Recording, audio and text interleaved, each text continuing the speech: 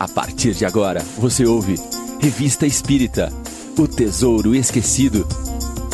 Apresentação, Mário Arias.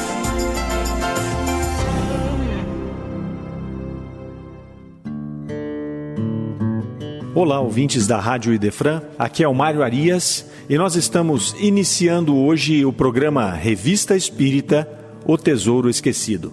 O nosso objetivo com esse programa é apresentar e estudar a Revista Espírita, este maravilhoso arsenal teórico que Kardec nos deixou e que é o resultado de mais de uma década de trabalho deste ícone que foi o codificador da doutrina espírita. Nós vamos analisar aqui cronologicamente cada edição, examinando e comentando cada artigo ali inserido, mergulhando assim no universo de Kardec, compreendendo o seu pensamento, sua lógica e a sua didática. Nós não vamos fazer uma leitura de cada artigo, nós trabalharemos com uma apresentação sintética dos textos, em alguns casos, fazendo a leitura dos trechos que julgarmos mais importantes para a compreensão do tema. Alguns assuntos nós vamos abordar de uma forma mais abrangente, outros mais superficialmente, mas sempre cuidando para que o ouvinte possa compreender o contexto da Revista Espírita e desfrutar de todo esse trabalho que foi a constituição e a construção da doutrina espírita. Nosso programa será apresentado na grade de programação da Rádio Idefran, também estará disponível no Spotify em formato podcast e poderá ser encontrado também no nosso canal do YouTube do Idefran. Nós vamos utilizar nesse estudo a Revista Espírita editada pela Edicel, com tradução do Júlio de Abreu. Bom, feita essa pequena preleção, vamos direto ao ponto. O que é a Revista Espírita? Trata-se de um periódico mensal que circulou pela primeira vez em Paris no dia 1º de janeiro de 1858. Foi publicada e esteve sob responsabilidade de Kardec até 1869, no ano em que Kardec desencarna. A partir de então, ela continuou sendo administrada por seus continuadores, mas aí é uma outra história que nós não vamos abordar no nosso programa. Kardec deu à Revista Espírita um caráter de uma tribuna livre, onde ele sondava todas as impressões dos homens e dos espíritos acerca de determinados assuntos ainda hipotéticos ou mal compreendidos, enquanto lhes aguardava a confirmação. Utiliza a Revista Espírita como um laboratório e, através do Conselho Universal do Ensinamento dos Espíritos, ele aprimora conceitos que serão posteriormente transferidos para as obras fundamentais da codificação. Mas o que é o Conselho Universal do Ensinamento dos Espíritos? Trata-se de uma metodologia desenvolvida por Kardec para aferir a veracidade e o consenso das informações trazidas pelos espíritos. Kardec sabia que os espíritos nada mais são do que homens desencarnados e, portanto, sujeitos às suas limitações de conhecimento e de ideias. Sabia também que existem os espíritos de sistemas, aqueles espíritos que criam teorias, mas que essas teorias não necessariamente têm a ver com a verdade. Então, o que ele fazia? Qual era o critério que ele usava dentro dessa metodologia? Ele propunha um tema e espalhava esse tema, ou uma pergunta qualquer, por vários centros espíritas, para que vários médiuns recebessem informações também de vários espíritos acerca deste tema que ele gostaria de desenvolver. Uma vez recebidas essas informações dessas diversas fontes, Kardec as analisava e verificava qual era a resposta de consenso, qual era a linha de raciocínio que uma maioria dos espíritos considerava como correta, criando aí este Conselho Universal do Ensinamento dos Espíritos. Isso é muito importante para toda a configuração da doutrina espírita e vejam, é um processo que nós, na atualidade, negligenciamos. Nós vemos muitas vezes as pessoas aceitarem informações vindas de comunicações mediúnicas sem aferir a veracidade das mesmas, sem submeter sequer ao crivo da razão, que era o primeiro filtro de Kardec, quanto mais a um consenso, como Kardec fazia com o Conselho Universal do Ensinamento dos Espíritos. Então é algo que nós precisamos cuidar muito nos dias de hoje para que nós possamos manter a pureza da doutrina espírita. É não aceitar qualquer informação sem passar por esses crivos que Kardec bem nos colocou. Muito bem, nas páginas da Revista Espírita surgem os mais diversos assuntos. Ele vai tratar de fenomenologia mediúnica, relatos de fenômenos, comunicações familiares, reflexões filosóficas e também de ordem moral evangélica. Trata-se, portanto, de um verdadeiro tesouro, e um tesouro esquecido, uma vez que ele é pouco conhecido e pouco estudado. Através desse estudo que nós estamos iniciando, nós vamos fazer uma viagem no tempo, acompanhando Kardec no desenvolvimento da doutrina, em suas vitórias, em suas lutas, em suas angústias, e nós também conheceremos um pouco da atmosfera do século XIX, compreendendo melhor assim as fundações do edifício que conhecemos como doutrina espírita. Sem mais delongas, vamos aqui ao nosso livro. Nós observamos com o livro em mãos que ele tem um subtítulo, Revista Espírita, Jornal de Estudos Psicológicos, é o subtítulo. Para aqueles ouvintes que não têm o livro físico e que queiram acompanhar os artigos na íntegra, nós sugerimos o acesso a Kardecpedia. No Kardecpedia nós temos ele num site, você pode acessar www.kardecpedia.com.br e fazer uso do site, ou baixar para o seu celular. No app, vai lá na loja de aplicativos e baixe o Kardecpedia, o aplicativo do Kardecpedia. Neste site ou no aplicativo, você vai encontrar gratuitamente todas as obras de Allan Kardec. E muito interessante porque ele é um dispositivo de consulta, de pesquisa, de estudo. Ali você vai ter as obras indexadas.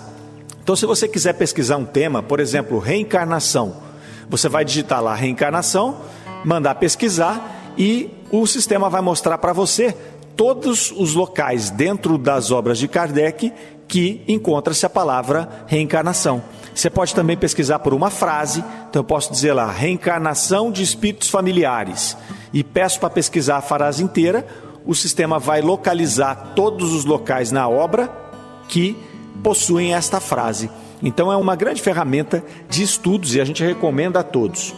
Mas muito bem, para aqueles que têm o livro físico, da edição da Edicel, Júlio de Abreu, nós já identificamos aqui na orelhinha do livro, conheço por orelhinha de livro, aquele marcador que tem dentro do livro, uma primeira frase do editor. Ele diz assim: 1 ano após a publicação de O Livro dos Espíritos, Allan Kardec sentiu a necessidade de publicar o conteúdo de seus estudos, pesquisas, correspondências e mensagens que continuavam a surgir. Aconselhou-se com os espíritos por intermédio da senhorita Hermance Dufault e estes apoiaram a ideia, que se transformou em publicações mensais. Aí vem uma parte de Kardec. Kardec diz: apressei-me em redigir o primeiro número, que fiz publicar em 1º de janeiro de 1858, sem ter dito nada a ninguém. Não havia nenhum assinante, nem financiador algum. A publicação foi feita, portanto, por minha conta e risco, mas não tive por que me arrepender, pois o sucesso ultrapassou a minha expectativa. A partir dessa data, os números saíram sem interrupção, e como tinha previsto o espírito, a revista tornou-se para mim um eficiente auxiliar. Então nós vimos que Kardec usou a revista como uma grande tribuna, como um laboratório. Por isso que ele coloca aqui que a revista foi para ele um grande auxiliar, para que ele pudesse continuar a codificação da doutrina espírita. Logo aqui na primeira página da revista, onde tem as informações da editora, nós vamos encontrar a célebre frase: todo efeito tem uma causa, todo efeito inteligente tem uma causa inteligente. O poder da causa inteligente está na razão da grandeza do efeito. É assim que Kardec começa a nos demonstrar a Revista Espírita. Inicialmente, nós vamos avaliar a apresentação do editor. Ele começa por aí, fazendo uma apresentação, uma introdução, mas do editor ainda. Ele começa assim: Allan Kardec indica a Revista Espírita no capítulo 3º de O Livro dos Médiuns, como uma obra indispensável para o estudo da doutrina. Aconselha mesmo a seguinte ordem para este estudo. Em primeiro lugar, a leitura de O que é o Espiritismo. Em segundo lugar, O Livro dos Espíritos. Em terceiro lugar, O Livro dos Médiuns. E em quarto lugar, a Revista Espírita. Então Kardec mesmo já recomenda a Revista Espírita como uma obra a ser estudada para aqueles que querem conhecer a doutrina espírita e se aprofundar em seus conceitos. Um pouco à frente, o editor, nessa apresentação, ele vai mostrar como Kardec estruturou a Revista Espírita. Então ele coloca assim: Kardec escreveria mais tarde, como se pode ler em obras póstumas, no capítulo 10º da Constituição do Espiritismo. Ele diz assim: a revista foi até agora, e não podia deixar de ser, uma obra pessoal, visto que fazia parte de nossas obras doutrinárias, constituindo os anais do Espiritismo. Por seu intermédio, é que todos os princípios novos foram elaborados e entregues ao estudo. Era, pois, necessário conservar o seu caráter individual, para que se estabelecesse a unidade. Então percebam que Kardec fazia tudo sozinho com relação à Revista Espírita. Ele recebia o material, selecionava, organizava todo o material e produzia a revista. Isso porque ele precisava que fosse mantida aquela unidade, não só da Revista Espírita, mas de toda a condução da doutrina espírita que ele estava ali codificando. Um pouco à frente, o editor nos mostra o seu espanto pelo pouco que a Revista Espírita é conhecida no Brasil. Então ele coloca assim: é inacreditável que no Brasil, onde o Espiritismo encontrou, por assim dizer, o clima espiritual mais apropriado ao seu desenvolvimento, só agora a Revista Espírita seja colocada ao alcance do público. Mais à frente, ele vai mostrar para nós o que seria essa viagem no tempo, como é que seria esse processo de imersão na doutrina espírita. Allan Kardec, durante os 11 anos e 4 meses de trabalho intensivo, ofereceu-nos, ao vivo, toda a história do Espiritismo, no progresso de seu desenvolvimento e a sua propagação no século XIX. Podemos acompanhar nessas páginas, passo a passo, o esforço, ao mesmo tempo grandioso e minucioso de Kardec na construção metódica da doutrina e na estruturação do movimento espírita. A história do Espiritismo se nos apresenta, assim, como uma forma de vivência que se autofixou na escrita. Podemos senti-la e revivê-la no registro preciso das reuniões, das pesquisas, das comunicações espirituais e dos trabalhos vários da Sociedade Parisiense de Estudos Espíritas, dos grupos familiares e dos centros espíritas, bem como das sociedades estrangeiras a ela ligada. Nada se oculta ao leitor. Os problemas, as preocupações de Kardec, suas lutas dentro e fora do meio espírita, suas vitórias tranquilas, sua resistência à calúnia, à mentira, à difamação, sua fé inabalável, tudo isso palpita nessas páginas e nos dá a impressão de vivermos ao lado do codificador na sua época. Então vejam que interessante, vejam que tesouro que nós temos em mãos.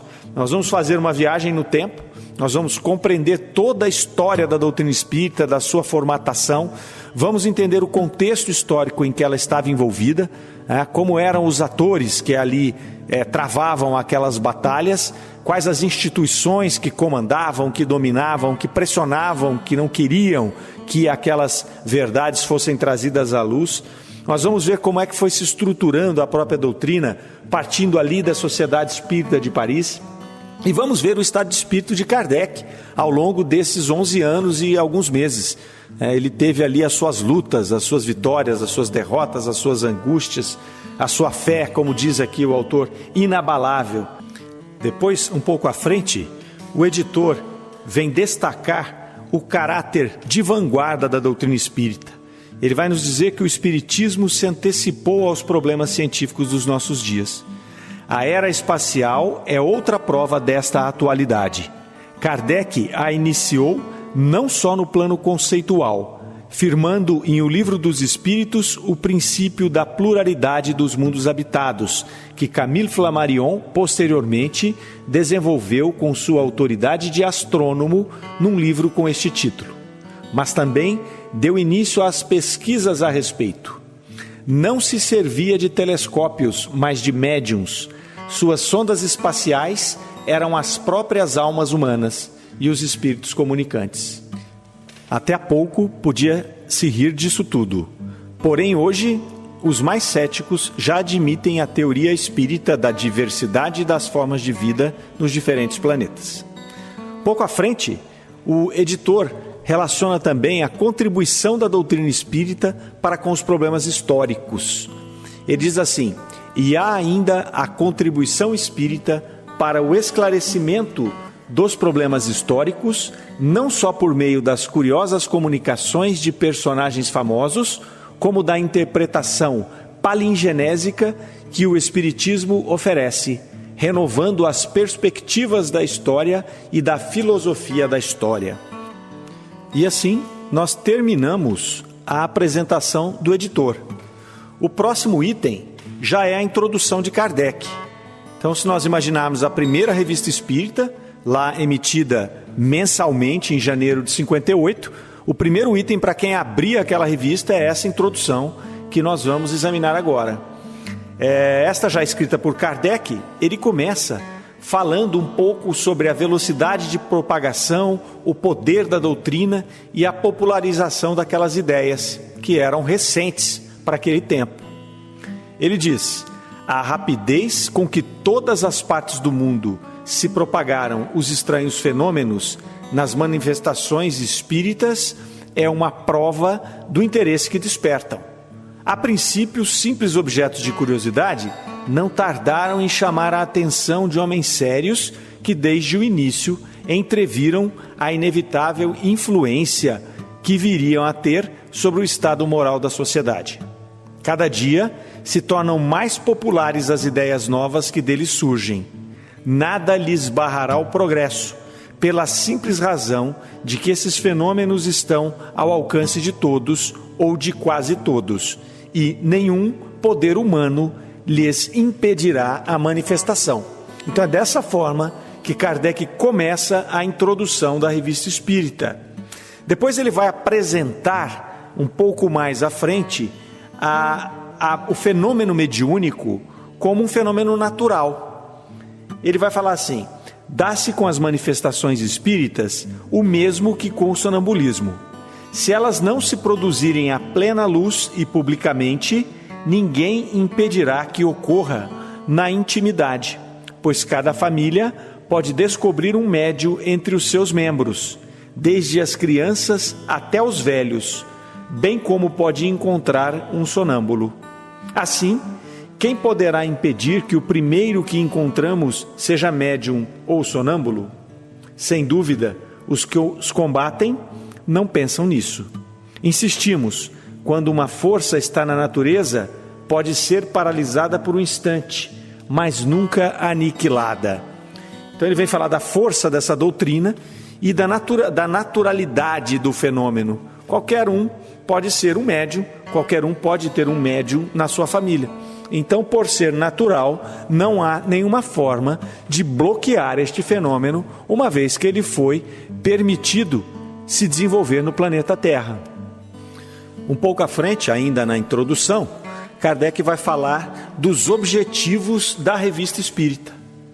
Ele diz: admira-se que, enquanto na América só os Estados Unidos possuem 17 jornais consagrados ao assunto, sem contar um sem número de escritos não periódicos, a França, o país da Europa onde mais rapidamente as ideias se aclimataram, não possua nenhum.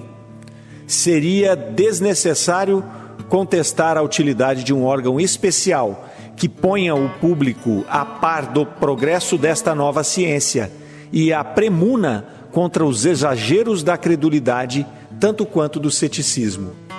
É uma tal lacuna que nos propomos preencher com a publicação desta revista, com o fito de oferecer um meio de comunicação a todos quantos se interessam por estas questões e de ligar por um laço comum os que compreendem a doutrina espírita sob seu verdadeiro ponto de vista moral, a prática do bem e a caridade evangélica para com todos. Então vejam que trecho interessante, que trecho maravilhoso. Ele coloca aqui que o objetivo da Revista Espírita é colocar o público a par do progresso dessa nova ciência. Então ele já classifica a doutrina espírita logo de saída como uma nova ciência, uma ciência de observação. Premuna contra os exageros da credulidade quanto do ceticismo. Ele aqui nos demonstra que, em se tratando de qualquer ciência, mas sobretudo da ciência espírita, os dois extremos são prejudiciais. Tanto o ceticismo, daquele que não acredita em nada do que está acontecendo, do que está vendo, do que está sendo produzido, como também dos exageros da credulidade. Nós falávamos há pouco, quando mencionávamos o Conselho Universal do Ensinamento dos Espíritos, sobre esses exageros da credulidade. Dentro do movimento espírita brasileiro, nós temos muito esta característica de acreditar em uma comunicação espírita simplesmente porque se trata de um espírito. Nós não passamos pelo crivo da razão, nós temos medo de melindrar o médium. Poxa, mas veio daquele médium, ele é muito bom.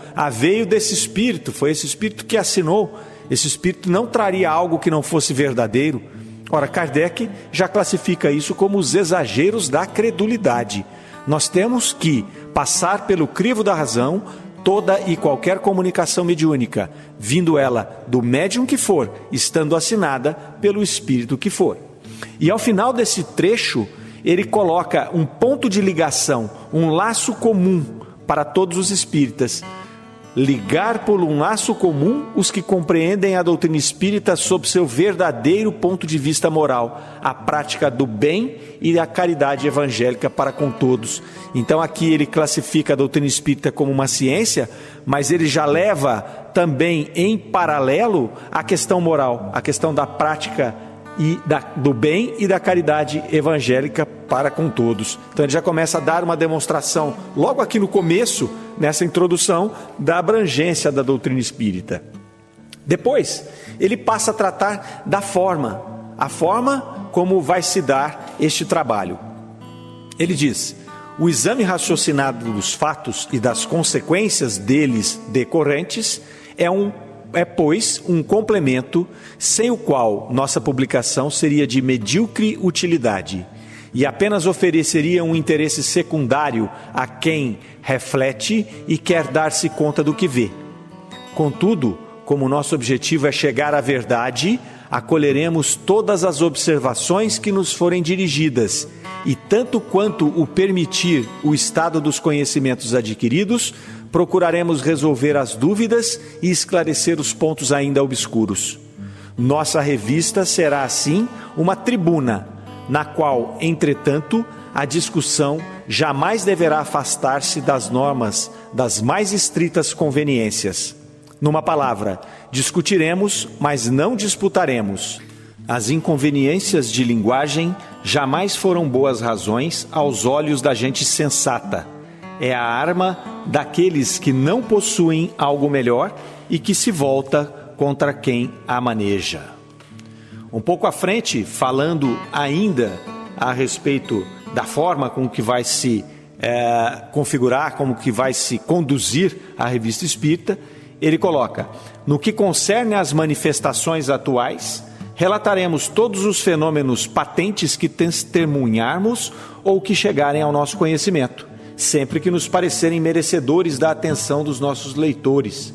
Do mesmo modo, faremos em relação aos efeitos espontâneos, por vezes traduzidos entre pessoas alheias às práticas espíritas, que ora revelam um poder oculto, ora a independência da alma. Então aqui ele relata que ele vai receber várias informações de várias partes do mundo e que ele vai avaliar aquelas informações que dizem respeito a fenômenos, e quando encontrar nelas algum componente didático, elas seriam conduzidas à Revista Espírita. Ele continua: largo espaço será igualmente reservado às comunicações escritas ou verbais dos espíritos, desde que tenham um fim útil. assim como as evocações de personagens antigas ou atuais, conhecidas ou obscuras, sem desprezar as evocações íntimas, que muitas vezes nem por isso são menos instrutivas. Numa palavra, abarcaremos todas as fases das manifestações materiais e inteligentes do mundo incorpóreo. A doutrina espírita oferece-nos, enfim, a solução possível e racional de uma porção de fenômenos morais e antropológicos que testemunhamos diariamente e cuja explicação inutilmente buscaremos em todas as doutrinas conhecidas. Aí, chegando quase ao final da introdução, Kardec coloca uma nota bastante interessante. Ele diz o seguinte: por mais abundantes que sejam nossas observações pessoais e as fontes onde as colhemos, nem dissimulamos as dificuldades da tarefa, nem nossa insuficiência para a suplementar. Contamos com o concurso benévolo de todos quantos se interessam por estes problemas. Seremos, pois, gratos pelas comunicações que nos forem transmitidas sobre os diversos assuntos de nossos estudos. Neste propósito, chamaremos a atenção para os 10 pontos seguintes sobre os quais nos poderão fornecer documentos. 1. Manifestações materiais ou inteligentes obtidas em reuniões a que estiveram presentes. Fatos de lucidez sonambúlica e de êxtase. Fatos de segunda vista, previsões, pressentimentos, etc. Fatos relativos ao poder oculto atribuído com ou sem razão a certas pessoas. Lendas e crenças populares. Fatos de visões e aparições. Fenômenos psicológicos particulares que por vezes ocorrem no momento da morte. Problemas morais e psicológicos a resolver.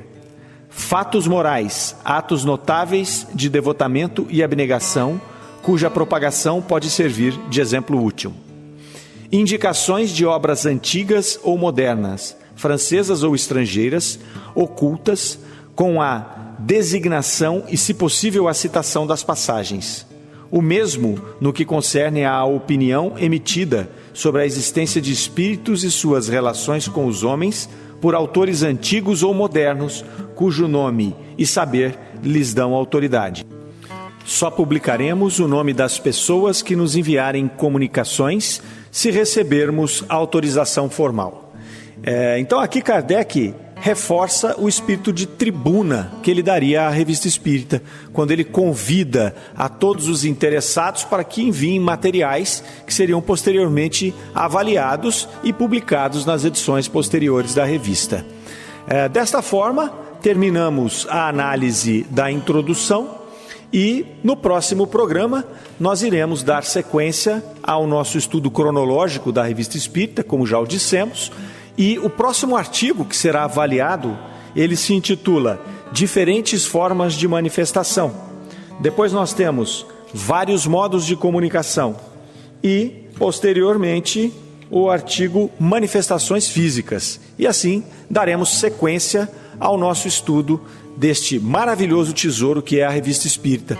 Esperamos que tenha sido útil este trabalho, que vocês tenham gostado e que nós possamos contar com a companhia de vocês na Rádio Idefran, no próximo programa. Forte abraço a todos. Até mais. Você ouviu Revista Espírita, O Tesouro Esquecido.